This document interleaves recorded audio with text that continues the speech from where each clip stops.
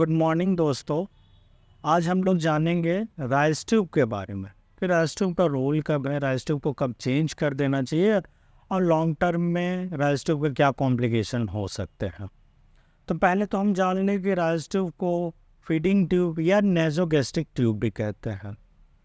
अब ये मटेरियल जो राइस ट्यूब का होता है वो पीवीसी का बना होता है। तो पीवीसी का बना है तो कितने दिन तक राइस ट्यूब को हम लोग रख सकते हैं या कितने दिन बाद चेंज कर देना चाहिए, तो वो ड्यूरेशन आता है 10 to 14 डेज़। 10 to 14 डेज़ में अगर पेशेंट को नीड है तो राइस ट्यूब को कंटिन्यू करना, और पेशेंट को नीड है तो हम लोग 10 से 14 दिन में उसको चेंज करवा लेना चाहिए या कर देना चाहिए।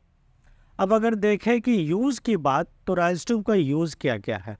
तो राइस ट्यूब मेनली मेडिकेशन देने में या फिर फीडिंग देने में या फिर गैस्ट्रिक लवाज के केस में हम लोग यूज़ करते हैं।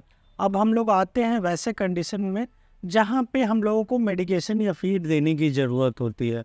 वो कंडीशन कौन कौन सा होता है, तो सबसे पहला है Altered mental state. Altered mental state या फिर कह लीजिए अनकॉन्शियस स्टेट या सेमी कॉन्शियस स्टेट बहुत सारे डिजीज़ में होते हैं। जैसे हमने अभी रिसेंट टाइम में देखा है पार्किंसन के केस हैं, या फिर अल्जाइमर्स के केस है, या फिर सीवीए, किन्हीं को ब्रेन हैमरेज या ब्रेन में इन्फाक्ट हो रखा, तो उस केसेस में हम लोग राइस ट्यूब का यूज़ करते हैं फीडिंग या मेडिकेशन देने के लिए। फिर अगर दूसरा देखें कंडीशन, तो हेड एक नेक सर्जरी हो रखा है या हेड एंड नेक कैंसर के केस में भी हम लोग देते हैं राइस ट्यूब से फीडिंग या फिर मेडिकेशन। तीसरा आ जाइए, किसी पेशेंट को इंडोट्रेकियल ट्यूब लगाया गया, उस केस में भी हम लोग फीडिंग के लिए या मेडिकेशन के लिए राइस ट्यूब का यूज़ करते हैं। या किन्हीं को इन्फ्लामेटरी बाउल सिंड्रोम है, उस केस में भी हम लोग देते हैं। या फिर हम लोग कह लीजिए किसी पेशेंट को डिफ़िकल्टी इन सॉलोइंग है या पेशेंट अनेबल टू सॉलो है, उस केस में भी हम लोग कोशिश करते हैं कि भाई फीडिंग जो है हमारा राइस ट्यूब के थ्रू हो। अब कोई ऐसी सर्जरी है या ट्रॉमा हो रखा है, उस केस में भी डॉक्टर डिसाइड करते हैं कि कहाँ राइस ट्यूब फीडिंग हम लोगों को देनी चाहिए। अब आते हैं इस बात से कि राइस ट्यूब अगर लॉन्ग रन में या शॉर्ट टर्म में क्या क्या कॉम्प्लिकेशन कॉज कर सकते हैं, तो शॉर्ट टर्म कॉम्प्लिकेशन पहले देखते हैं। पहला चीज़, पीवीसी मटेरियल है तो एलर्जी और सेंसिटिविटी हो सकता है।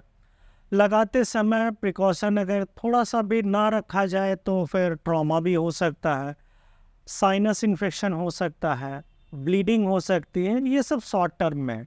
लेकिन अगर लॉन्ग टर्म में जाएं तो लॉन्ग टर्म में क्या क्या कॉम्प्लिकेशन हो सकता है, गैस्ट्रिक इन्फ्लामेशन हो सकता है, लॉन्ग टर्म में बहुत ज़्यादा ब्लीडिंग भी हो सकता है, या नोज़िया वोमिटिंग भी कॉज कर सकता है लॉन्ग रन में, जो रिकरेंट हो सकता है ये चीज़। तो इन सब चीज़ों पे हम लोगों को ध्यान रखना होता है, मेडिकल एडवाइस लेके ही सारा कुछ करना होता है। तो इस तरह से आज हमने देखा कि हमने यूजेस और कॉम्प्लिकेशन के बारे में देखा दोस्तों। तो प्लीज़ प्रिकॉशन रखिए और चीज़ों को जिस हिसाब से बताया जाता है उस हिसाब से लेके चलना चाहिए। थैंक यू दोस्तों।